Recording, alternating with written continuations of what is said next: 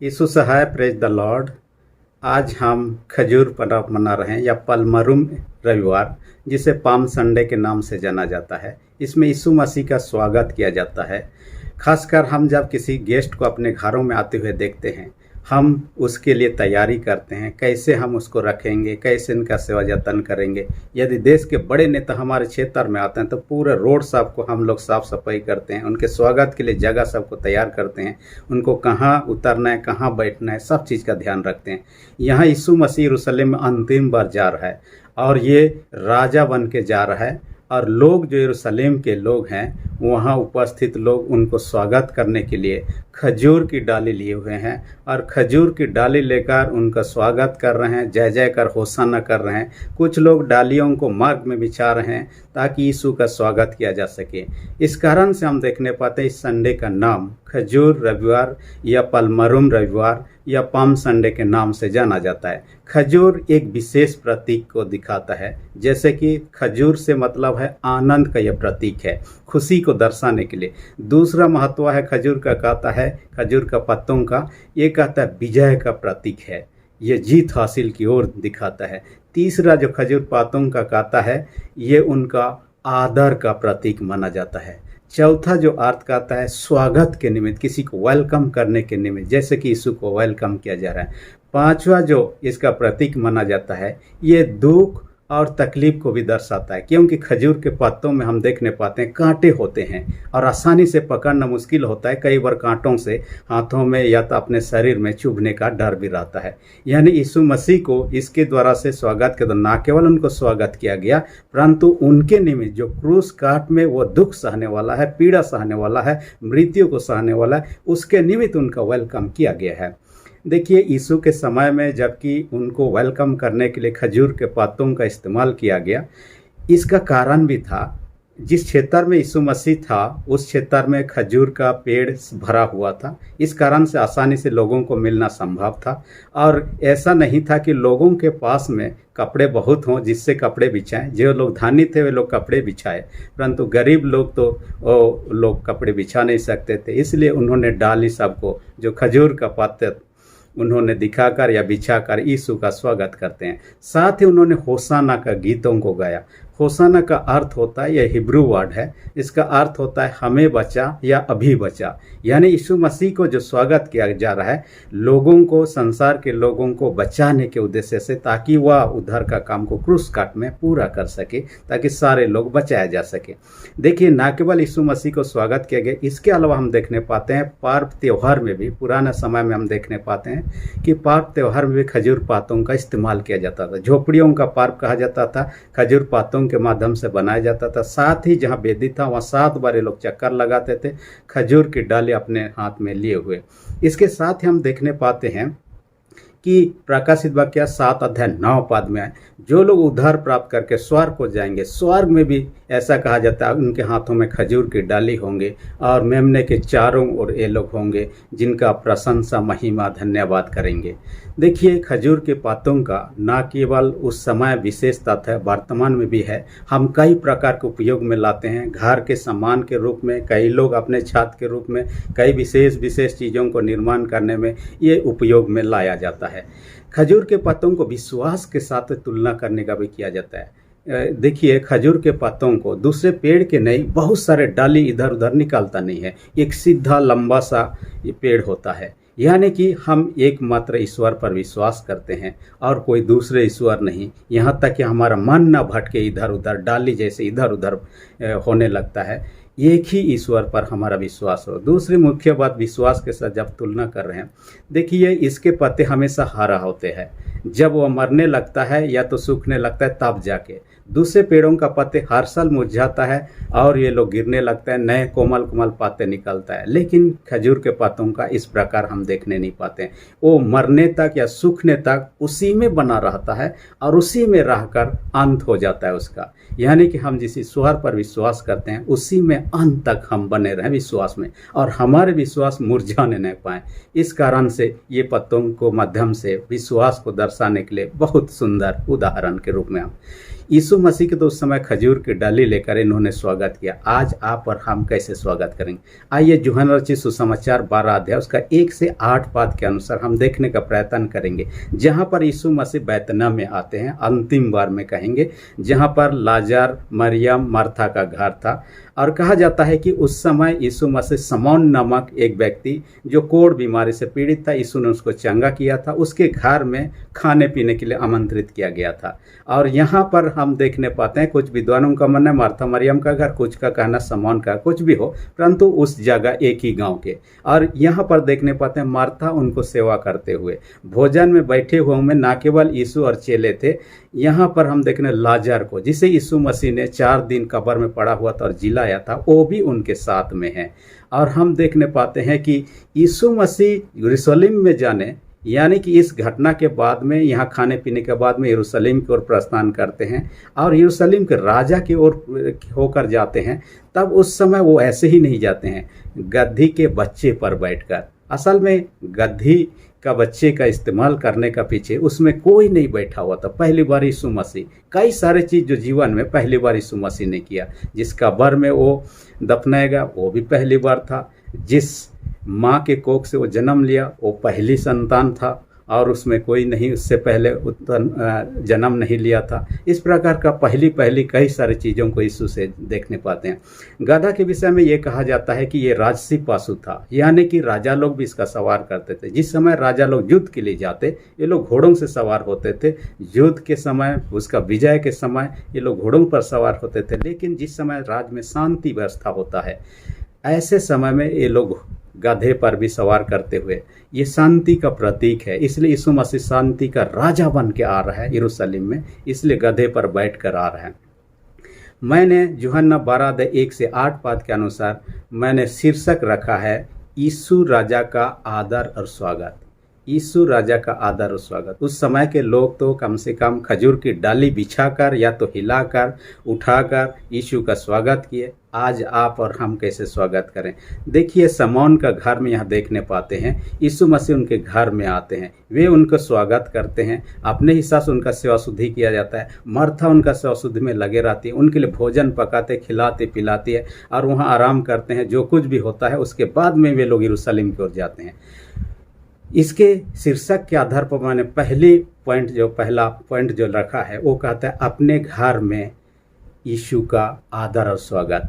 यानी कि यीशु राजा का आदर और स्वागत शीर्षक रखा है। पहली बात है अपने घर में यीशु का आदर और स्वागत। देखिए, हम जिस परिवार में रहते हैं, क्या वहाँ पर यीशु का स्वागत किया जा रहा है? क्या यीशु का वहाँ आगमन है? क्या यीशु का वहाँ उपस्थिति है? यदि नहीं है तो कुछ तो गड़बड़ है, क्योंकि प्रभु चाहता है हर एक परिवार में रहना, हर एक के जीवन। देखिए, 2 तरह से यीशु आ सकते हैं। हम निमंत्रण करेंगे तब आ सकते हैं, या तो उनका इच्छा हो तब अपने आप से आ सकते हैं। तो दोनों में से कुछ भी हो सकता है। परंतु एक बात है, यहाँ पर यीशु को शमौन का घर में न्योता मिला है खाने पीने के निमित्त, और वहाँ पर आते हैं और उनका सेवा शुद्धि में मार्था लगी रहती है। उनके लिए अच्छा भोजन पकाती है, उनको खिलाने पिलाने के साथ उनके आराम की व्यवस्था करती है। यानी कि जो कुछ हो सकता है उन्होंने अपने ढंग से सेवा करने का कोशिश की। आपके मेरे घर में कोई मेहमान आते हैं तो भी हम ऐसा ही करते हैं, उनके सेवा शुद्धि में लगे रहते हैं, उनके साथ अच्छी बातें करते हैं। और जब प्रभु यीशु को हमारे जीवन में, हमारे परिवार में हम आमंत्रित करते हैं, उसके साथ भी ऐसा ही व्यवहार दिखाना चाहिए। देखिए, प्रभु को हम आमंत्रित करें या नहीं करते हैं तो भी प्रभु क्या कहता है, जहाँ 2 या 3 मेरे नाम से इकट्ठा होते हैं, जिस परिवार में यदि 2-3 लोग इकट्ठा होकर प्रभु को पुकारते हैं, आराधना करते हैं, प्रशंसा करते हैं, मत्ती 18 उसका 20 पद में कहता है कि मैं उनके बीच में होता हूँ। इसलिए आप चाहते हैं कि आपके घर में यीशु का उपस्थिति हो, तो हमें क्या करना चाहिए? हमें आराधना, प्रशंसा, महिमा करना परमेश्वर का, ताकि उसका उपस्थिति हमारे जीवन के, हमारे परिवार के साथ होता है। यदि उनका उपस्थिति नहीं, हम बुला भी सकते हैं। प्रभु यीशु मसीह कम से कम क्या करते हैं? प्रकाशित 3 अध्याय 20 पद में कहता है, देखो मैं द्वार पर खड़ा हुआ खटखटाता हूँ, यदि तो कोई मेरा शब्द सुनकर या आवाज़ सुनकर द्वार को खोलेगा, मैं अंदर जाऊँ। यानी कि दिल के दरवाजों को यीशु मसीह खटखटा रहा है, हमारे परिवार में उसको आमंत्रित करें, हमारे परिवार में उनको जगा दें। देखिए कोई भी गेस्ट आते हैं उसके बाद हम उनसे साथ अच्छा बर्ताव नहीं करेंगे, अच्छी अच्छी बातों को नहीं करेंगे, उनका सेवा नहीं करेंगे, ऑटोमेटिकली गेस्ट या अतिथि जो है जल्दी भागने का कोशिश करेंगे या वो अपमानित होंगे, तब हमारे घर में रहना पसंद नहीं करेंगे। इसलिए यीशु मसीह को हमारे घर में रहे ऐसा चाहते हैं तो उनके साथ बातें करना है। कैसे बातें करते हैं? हम प्रार्थना के द्वारा बातें करते हैं, उनका उपस्थिति पाने के लिए वचन के संगति में उसके आराधना करते हुए हम कम से कम अपने परिवार में जगा दें, तब यीशु मसीह हमारे परिवार में साथ होगा। और ये सारी चीज़ ना हो तो क्या होगा? हो सकता है वो अपने हिसाब से आने लगें और चले भी जाएं। इस कारण से हम गेस्ट का इतना जबकि ख्याल रख रहे हैं, यीशु मसीह का भी ख्याल रखना है। वो हमारे परिवार में है, हमारे बीच में है, उनका आदर करना, सम्मान करना, ऐसी बातों को नहीं बोलना जिससे कि यीशु को ठेस लगे। जैसे किसी गेस्ट को ठोकर या ठेस ना लगे, इस पर हम ध्यान देते हैं।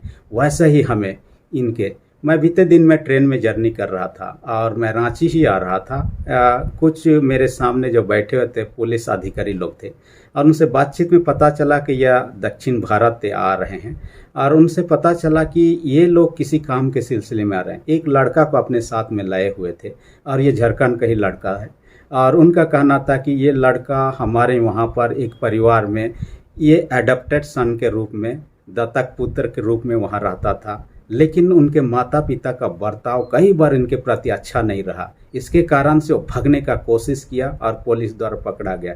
एक दो बार पकड़ा गया और घर वापस उनको लिया गया, फिर भी बार बार भागने लगा। तब पुलिस मजबूरन उसको अपने घर तक पहुंचाने के लिए आ रही है। ये देखिए, जहाँ पर उनको लिया गया था वहाँ उनका आदर मान सम्मान यदि सही रूप से ना हो, व्यक्ति भागेगा ही। ऐसे यीशु आपके मेरे घर में रहे चाहते हैं तो हम उनके साथ में अच्छा बर्ताव करना, उनको समय देना चाहिए, उनके महिमा करना, प्रशंसा करना चाहिए। यही प्रभु चाहता है। दूसरी विशेष बात हम देखते हैं, अपने व्यक्तिगत जीवन में यीशु का आदर और स्वागत। व्यक्तिगत जीवन में इस वचन यूहन्ना 12:1-8 के अनुसार में 4 लोगों का जीवन को देखने का प्रयत्न करेंगे। वे 4 लोग कौन है? पहला है मार्था, दूसरा हम पाते हैं लाजर, तीसरा हम पाते हैं मरियम और चौथा हम पाते हैं यीशु का एक शिष्य यहूदा इस्करियोती के बारे में। हम एक एक चरित्र पर ध्यान देंगे कि उनके जीवन के द्वारा हम क्या शिक्षा को हासिल कर सकते हैं। पहली बात है मर्था। मर्था सेवा का प्रतीक है, क्योंकि जब भी मर्था को हम देखें, यीशु मर्था का घर में पहले भी आ चुका है और मर्था उस समय भी स्वशुद्धि में लगी हुई थी। जिस समय मरियम वचन सुन रही थी, मर्था अकेले सेवा करते करते थक गए। उन्होंने कंप्लेन भी किया, हे प्रभु आपको ये नहीं दिख रहा है क्या मैं अकेले सेवा करते करते थक गए, मरियम को भी भेजिए ताकि वो सेवा करने में मदद करे। यानी कि पहले भी यीशु मर्था के घर में आए हुए तो उस समय मर्था सेवा का काम में लगी रही। यानी हर समय यहाँ भी देखने पाते हैं इस सेवा काम में लगी, यानी सेवा का वो प्रतीक है। खिलाने पिलाने, दूसरों का सेवा शुद्धि करने, इस प्रकार का काम में मर्था एक्सपर्ट थी। कई सारे लोग आज हम देखने पाते हैं समाज में, कलीसिया में, इस प्रकार के हम बहुत रुचि रखते हैं। ये अच्छी बात है कि दूसरों का सेवा करना, और प्रभु भी ऐसा चाहता है। मत्ती रचित सुसमाचार 25 अध्याय में देखिए 31 पद से आगे, यीशु मसीह जब दोबारा इस दुनिया में आएंगे, सारे संसार के लोग इकट्ठा किए जाएंगे, तब दुष्ट लोगों से, हे दुष्ट लोग तुम नरक में चले जाओ, जब मैं भूखा था तुमने खाना नहीं खिलाया, जब मैं प्यासा था तुमने पानी नहीं पिलाया, जब बीमार में था तुमने सेवा शुद्धि नहीं। तब ये लोग पूछेंगे, हे प्रभु कब हमारे घर में आए, कब आपके सेवा शुद्धि नहीं, कब आपको नहीं खिलाया, कब आपको पानी पीने के लिए नहीं दिए। प्रभु उनसे कहेगा, किसी भाई या बहन जो इस हालत में था तुम उनके साथ नहीं कि मेरे साथ नहीं। तब धन्य लोगों से कहेगा, हे पिता के धर्म स्वर राज्य के अधिकारी हो जाओ, जब मैं भूखा था तुमने खाना खिलाया, जब मैं प्यासा था तुमने पानी पिलाया, जब मैं बीमार में था तुमने सेवा शुद्धि की। वे लोग पूछेंगे, कब प्रभु आप हमारे घर में, कब आपको भूखा देखकर आपको खाना खिलाया, जब कब आप प्यासे थे आपको पानी पिलाया, कब आप बीमार में थे आपका सेवा शुद्धि की। तब प्रभु उनसे कहे, किसी भाई या बहन के साथ तुमने जो किया वो मेरे ही साथ किया। प्रभु कहने का मतलब है, हम किसी भाई बहन को यदि इस प्रकार का मदद करें, इनडायरेक्टली हम प्रभु के साथ कर रहे हैं। इसलिए मर्था के समान सेवा के काम में लगे रहने के लिए हमें दूसरों को जो तकलीफ में हैं, पीड़ित हैं, उनके सेवा के निमित्त आगे आना है, जैसे मर्था ने किया। अमेरिका के एक घटना को कई बार मैं चर्चा में लाया, जिसमें बिली ग्राहम अपने पुस्तक में वर्णन करता। अमेरिका के एक परिवार में महिला के पास में फ़ोन आया, हेलो मैं यीशु बोल रहा हूँ। जब महिला ने तो यीशु बोल रहा है तो बहुत खुश हो गई। यीशु ने उनको कहा आज आपके घर में आने वाला हूँ फलाना समय में। महिला बहुत खुश हो गई, अपने घर की साफ सफाई की, अच्छा से अच्छा पकवान पकाई ताकि यीशु को जबकि आने वाला है उसका अच्छा से मैं स्वागत कर सकूं, अपने घर में उनका आदर सत्कार कर सकूं। लेकिन जब यीशु के आने का समय हुआ तब एक भिखारी आया, उनको भगा दी महिला ने। एक नंगा व्यक्ति आया जिनके शरीर में कपड़ा नहीं था, उनको भी भगा दिया। एक व्यक्ति आया कि 2 दिन से कुछ खाया नहीं हूँ, मेरे खाने के लिए दे दिया जाए, उस व्यक्ति को भी महिला भगा दी, क्योंकि यीशु के आने का समय हो चुका था। यीशु आज नहीं आया, शाम हो गया, रात हो गया। महिला सोचने लगी ये कोई मजाक किया होगा या यीशु किसी कारण बस नहीं आ पाए, जो कुछ भी उनके मन में आया। फिर से फ़ोन आया, हेलो मैं यीशु बोल रहा हूँ। तब महिला बोलने लगा आज तो मेरे घर में आप आने वाले थे, मैंने बहुत तैयारी की, आप क्यों नहीं आए। यीशु उनको कहा असल में उस रूप में मैं आना नहीं चाह रहा था, मैं एक गरीब के रूप में, भूखा व्यक्ति, एक नंगा व्यक्ति के रूप में मैं आने का प्रयत्न किया, आपने मुझे ग्रहण नहीं। कुछ भी हो, प्रभु चाहता है कि हम एक दूसरे को मदद करें, जैसे कि सेवा में मर्था लगी हुई थी। दूसरा व्यक्ति को हम पाते हैं लाजर, जिनके जीवन में हम देखने पाते हैं लाजर मर चुका था, 4 दिन पड़ा था कब्र में। यीशु मसीह उसको जीवित करते हैं, यानी जो नया जीवन का प्रतीक है। लाजर है एक नया जीवन का प्रतीक है, या उद्धार प्राप्त किया हुआ लोगों का प्रतीक है। हम कह सकते हैं कई सारे लोग पाप में पड़े हुए थे, कई सारे लोगों का जीवन बर्बाद हो चुका था, लेकिन प्रभु को ग्रहण करने के बाद उनके जीवन में बदलाहट आ चुका है। उनका जीवन इस लाजर के साथ में तुलना कर सकते हैं, इसलिए कि हम प्रभु को ग्रहण कर चुके हैं। आप और हम उद्धार प्राप्त किए हुए लोग हैं।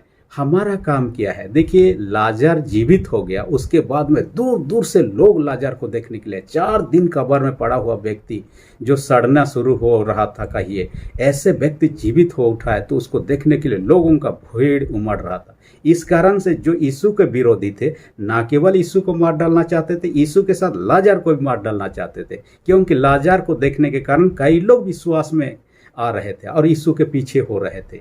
इसलिए यहाँ पर देखने पाते हैं लाजर एक गवाही देने का काम में इस्तेमाल होने लगा, यानी लोगों को कहे ना कहे उनका जीवन ही दूसरों के लिए गवाही बन गया था। दूसरे लोग उनको देखकर प्रभु पर विश्वास करने लगे। ये विरोधियों को सहन नहीं हो रहा था, इसलिए लाजर को मार डालना चाह रहे थे। देखिए, प्रभु आपको मुझे बचाया है, पापों से छुड़ाया है, एक नया जीवन दे, एक मकसद के साथ, ताकि हमारे जीवन के द्वारा प्रभु की महिमा, हमारे जीवन के द्वारा प्रभु की गवाही, हमारे जीवन के दूसरे लोग प्रभु को जाने, उनके महिमा प्रशंसा सर्वदा होने पाए। एक परमेश्वर की दासी है संता कौर, जिनके बारे में आप लोग जानते होंगे, बहुतों को उनके वीडियो सब देखे होंगे, उनके गवाही सबको सुने होंगे। अपने जीवन में बताती है जब वह घर में थी उसी समय एक बार मर गई थी। प्रभु को स्वीकार करने के बाद में, प्रभु को स्वीकार करने के कारण से परिवार के सदस्य भी उनसे कट गए थे, कहे कि उनके बड़ा भाई साधु किशन सिंह और ये संता कौर, ये दोनों क्या कर रहे थे? प्रभु को ग्रहण किया। इस कारण से संता मरने के बाद भी दूसरे लोग उनको कुछ नहीं किए। ये उसके बड़ा भाई होने के नाते उनको दफनाने का उन्होंने प्रबंध किया। एक सेवक से उन्होंने बात किया, कलीसिया के सेवक से, और उस दिन जब तैयारी करते करते रात हो गया, उनको लगा कि कल का दिन में हम इसको दफना देते हैं, और रात को इंतजार किया। अचानक से रात को प्रभु ने उनके नया जीवन दे दिया। वो स्वर्ग में उसका आत्मा चली गई थी, उसको वापस फिर से आया। जब वापस आई, जिस घर के नीचे वो सोई हुई थी उस छत से होके आई, इसीलिए पूरा छत जो छेदा हो गया था।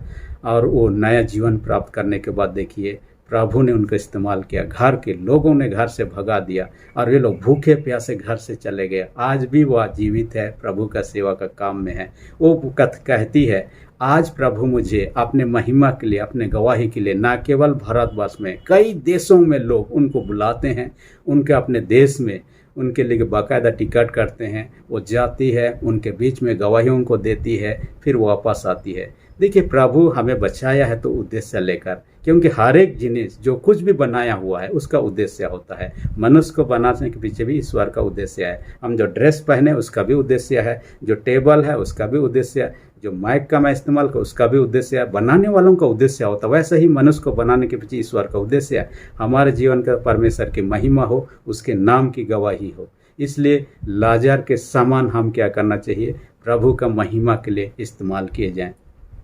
तीसरे व्यक्ति को हम देखने पाते हैं, मरियम के बारे में हम देखने पाते हैं। मरियम क्या कर रही है यहाँ पर, दूसरी घटना में देखने पाते हैं मरियम वचन सुन रही थी। यहाँ पर हम देखने पाते हैं इन्होंने क्या किया, बहुमूल्य इत्र, जिसे कहा गया यहाँ पर हम लोग देखते हैं सुगंधित द्रव्य जो लाई, और ये बहुत ही मूल्यवान था। और जिन जटामंसी का आधा सिर बहुमूल्य इत्र कहा जाता है, बाइबल में कहा था जटामंसी, ये एक प्रकार का इत्र था जो बहुत मूल्यवान होता था। कहा जाता है कि ये विदेशों में ज़्यादा मिलता है, विदेशों में से भारत में मिलता है। हो सकता है उन्होंने मंगवाई होगी और वहाँ पर अपने पास रखी होगी। और ये जो इत्र होता है, कहा जाता है संगमरमर का जो बॉटल होता है उसमें रखा जाता है, और विशेष अवसर पर भी जब इसका इस्तेमाल का ज़रूरत हो तब बॉटल को फोड़ा जाता और उसका इस्तेमाल किया जाता। और यहाँ पर हम देखने पाते हैं ये 300 दिनार में क्यों नहीं बेचा गया, यह यहूदा इस्करियोती का कहना था, यानी कि उसका मूल्य 300 दिनार से भी ज़्यादा था। यानी कि यदि उस समय का जो इन्होंने कैलकुलेशन निकाला जाता था, इतने अमाउंट जो था इस इत्र का, एक लेबर आदमी यदि काम करेगा, साल भर काम करने से जो इनकम उसका होता है, इस इत्र का मूल्य उतना होता। यानी एक व्यक्ति का साल भर का इनकम के उतना मूल्यवान। इस कारण से हम देखने पाते हैं यीशु के पैरों पर लगाती है, लगाने के साथ में बाल से उसको क्या करती है, पोंछने लगी है। देखिए ये इत्र जो है यीशु के दुख, क्रूस, दुख, मृत्यु और दफन की तैयारी का प्रतीक था, क्योंकि यीशु मसीह का जिस पैर में वो लगा रही थी उस पैर में कीले ठोका जाना था, और कीले ठोके जाने के बाद में क्या होना था, वहाँ से खून निकलना था जो मानव जाति को उद्धार के निमित्त ही होना था। दूसरी विशेष बातें हैं यीशु मसीह का मृत्यु हो जाना, और इसलिए पहले से उनको अभिषेक स्वरूप उन्होंने सिर में नहीं परंतु पैर में ही उन्होंने लगाए। तीसरी विशेष बात हम देखने पाते हैं कि किसी भी व्यक्ति को उस समय दफनाने से पहले शरीर को नहलाकर उनमें सुगंधित द्रव्य लगाया जाता था। यानी यीशु का मरने और उनको दफनाने से पहले ये क्रियाक्रम मरियम के माध्यम से पहले ही से, मानो कि वो भविष्यवक्तिनी थी और क्या होने वाला आगे के लिए वो पहले से उनके लिए तैयार कर देती है और उनको इत्र लगाती है। और हम देखने पाते हैं कि इनको लगाने के बाद में अपने बालों से भी पहुँचती है। यीशु के प्रति उन्होंने अपना विश्वास को, प्रेम को, ये यीशु के प्रति आराधना कर रही है, कहीं एक सच्चे आराधक का प्रतीक है। मरियम जो एक सच्चे आराधक का प्रतीक है, ईश्वर से सच्चा प्रेम करने वालों का भी प्रतीक है।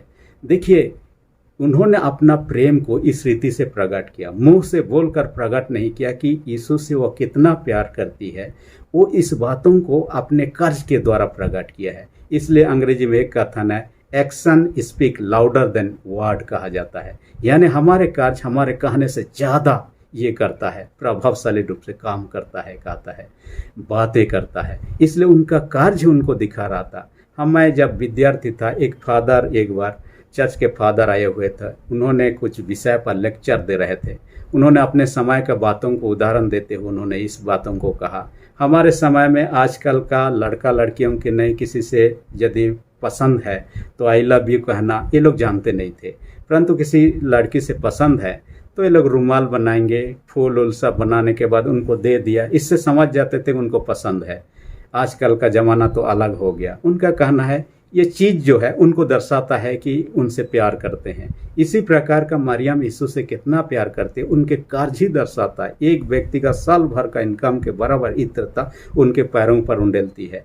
हालांकि उनको यहूदा इस्करियोती के द्वारा टोका जाता है और उनको बाधा डालने का कोशिश, लेकिन यीशु मसीह उनका बचाव करते हैं। वो जो कर रही है सही कर रही है, यीशु मसीह उसका समर्थन भी करते हैं। इस कारण से हम देखने पाते हैं कि उन्होंने अपना प्रेम को प्रकट किया।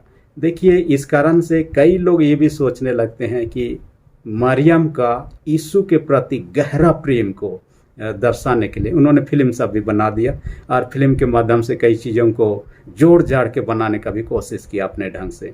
ठीक है, कोई बात नहीं, उनका अपना हिसाब था। परंतु यहाँ पर हम देखने पाते हैं ना केवल उन्होंने पैर में लगाया, दूसरी क्या बात, हम बाल से पोंछना शुरू किए। ये बाल से पोंछना, किसी भी स्त्री को सार्वजनिक जगह पर बाल खोलना, ये इस प्रकार मने शोभा नहीं देता। बाल खोल कर चलना ये एक प्रकार का भ्रष्ट महिला का दर्शाता है। लेकिन यीशु मसीह के निमित्त अपने आप को उस रूप में भी प्रकट करने, अपने आप को पेश करने के लिए तैयार। क्योंकि बाइबल में बातें हैं, 1 कोरिन्थ 11:15 पद में सिर का बाल जो महिलाओं का शोभा है कहता है, ये उनके महिमा को दर्शाता है। इसलिए जब उसको खोलकर उसका इस्तेमाल कर रहे हैं, हो सकता है उनके पास उस समय कपड़ों की कमी थी, इस प्रकार भी सोचा जा सकता है। हो सकता है महंगाई का ज़माने के कारण ये भी सोचा जा सकता है, कुछ भी हो।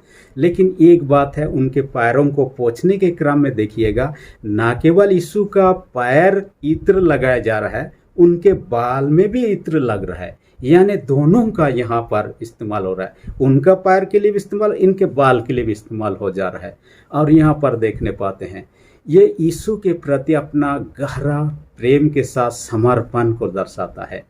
और इस कारण से मैं जैसे कि कह रहा था, कई लोग यहाँ तक दर्शाने का कोशिश करते हैं कि मरियम यीशु का प्रेमिका थी। इस प्रकार का लोगों का सोच विचार में, कई टीकाकारों का अपने ढंग से व्याख्या में इस प्रकार के बातों को भी आप पढ़ेंगे कई बार किताबों में। इसमें आश्चर्य होने की बात नहीं है, क्योंकि मानव को ईश्वर से प्रेम रखना ये तो ईश्वर का सबसे बड़ी आज्ञा है, जो यीशु मसीह ने अपने उत्तर देने के क्रम में कहा था। ईश्वर से प्रेम रखना ये बाइबल का सबसे बड़ी आज्ञा है। इसी से स्वरूप में मरियम ने यहाँ यीशु से प्रेम करने के लिए सवाल ये उठता है, मरियम ने इत्र उनके लिए बर्बाद किया, चाहे उनके लिए इस्तेमाल किया, उनके निमित्त दिया, यीशु के निमित्त। और आज आप और मैं क्या दे सकते हैं? एक विद्वान का जब कथन को मैं देख रहा था, उन्होंने 5 बातों को देने की बात अपने ढंग से चर्चा किया है। जैसे कि 3 ज्योतिषी लोगों ने यीशु मसीह को दिया, उसी अनुरूप यहाँ पर हम चर्चा कर सकते हैं। ये 5 चीज़ों के बारे में जो विद्वान कहते हैं, पहला कहता है टाइम, समय। यीशु के लिए हमें समय देना चाहिए। यीशु ने आपको मुझे 60 साल, 70 साल, 90 साल, 100 साल जीने का अवसर दिया, तो उसके लिए भी थोड़ा सा समय निकालना चाहिए। दूसरा से कहता है, टी से कहता है ट्रस्ट, कहता है विश्वास। हमारा विश्वास जो है हमारे है, उसको प्रभु के निमित्त देना है। तीसरा टी से कहता है टैलेंट, माने हमारे अंदर जो कुछ भी टैलेंट है, वरदान है, वो ना केवल अपने कमाई के लिए इस्तेमाल करें, परंतु प्रभु की महिमा के लिए इस्तेमाल करें। चौथा टी से कहता है ट्रेजर, यानी कि धन। हमारे पास जो कुछ भी धन संपत्ति मिले, ईश्वर के आशीष से मिले, इसलिए ईश्वर के निमित्त भी हम दें। 5वां टी से कहता है टोटल लाइफ, संपूर्ण जीवन। हमारा संपूर्ण जीवन को प्रभु के सामने समर्पित करना है। जैसे कि रोमी 12:1 में कहता है, अपने जीवन को संपूर्ण रीति से परमेश्वर के सम्मुख समर्पित करने की बात कहता है। अगला एक चरित्र है जो कि यहूदा इस्करियोती को हम देखने पाते हैं। ये आदर के विपरीत निरादर का प्रतीक है। देखिए, यीशु मसीह के प्रति मरियम ने जो प्रेम दिखाना कोशिश किया इत्र डालकर, यहाँ पर यहूदा उसमें बाधा डालने का कोशिश किया। उन्होंने कहा ऐसा नहीं करना चाहिए, माने कि इतने सारे इन चीज़ों को ऐसे ही बर्बाद क्यों किया जा रहा है। यानी उन्होंने जो प्रेम प्रकट कर उसमें बाधा डालने का कोशिश किया। उन्होंने जजमेंट ये पेश किया, न्याय करने का कोशिश किया, ये सही नहीं हुआ। यानी उनके दृष्टिकोण से ये जजमेंट कर रहे हैं, जबकि यीशु उनको मना कर रहा है। इन्होंने जो कुछ कर रही है अपने हिसाब से ठीक कर रही है। और यहाँ पर यहूदा इस्करियोती को चुप करा देता है यीशु मसीह, तो आपने को न्यायी के रूप में यहाँ प्रस्तुत करता है। तीसरा हम देखने पाते कंगालों के विषय चर्चा करता है। इसको बेचकर क्यों ना कंगालों को दिया जा सकता, ताकि वे लोग खाने पीने इत्यादि पा सकते थे। असल में बाइबल में हम देखने पाते यूहन्ना 12:6 में उसके पास पैसों का थैला हुआ करता था, जो कुछ डाला जाता था उसमें से वो निकाल के चुरा लेता था। इस कारण से वो कंगालों की ज़्यादा चिंता, उसमें जब डाला जाएगा उसका स्यार वो निकाल लेगा, अपना फायदा उसमें से निकाल लेगा। इस कारण से उनको चिंता था। कई लोग कलीसिया में इस निमित्त आना चाहते हैं, इस यहूदा इस्करियोती समान, ताकि हम फायदा उठा सकें उससे। ये उद्देश्य सही नहीं होगा। हालांकि अधिकतर लोग इस प्रकार का सोच में नहीं आते हैं प्रभु का सच्चा सेवा के रूप में, परंतु जो कोई भी इस प्रकार का सेवा के कारण मैं फेमस होना चाहता हूँ, मैं आदर पाना चाहता हूँ, मैं पैसा कमा के धनी होना चाहता हूँ लूट लाट के, तो ये सही उद्देश्य नहीं होगा। प्रभु ऐसा उद्देश्यों से घृणा करते हैं। इसलिए अच्छा है हम प्रभु के, जबकि वो राजा बनकर आ रहे हैं, उसके सच्चे हृदय से ग्रहण करें, उसको रेस्पेक्ट दें मान सम्मान दें, उससे साथ बातें करें, उसके साथ टाइम स्पेंड करें, प्रार्थना के द्वारा, वचन के द्वारा, आराधना के द्वारा, ताकि उसका उपस्थिति हमारे व्यक्तिगत जीवन में, पारिवारिक जीवन में, हमारे कलीसिया जीवन में बना रहे। एक सेवा के बारे में मैं पढ़ रहा था, एक जगह पर उनको स्पीकर के रूप में बुलाया गया था, और जहाँ गेस्ट स्पीकर के रूप में बुलाया गया था, तब वहाँ पर अंदर जैसे ही घुसा, देख रहे हैं वहाँ आराधना चल रहा है और बहुत ज़ोर से गजा बजा के साथ इतने सारे लाउड म्यूजिक के द्वारा आराधना हो रहा है।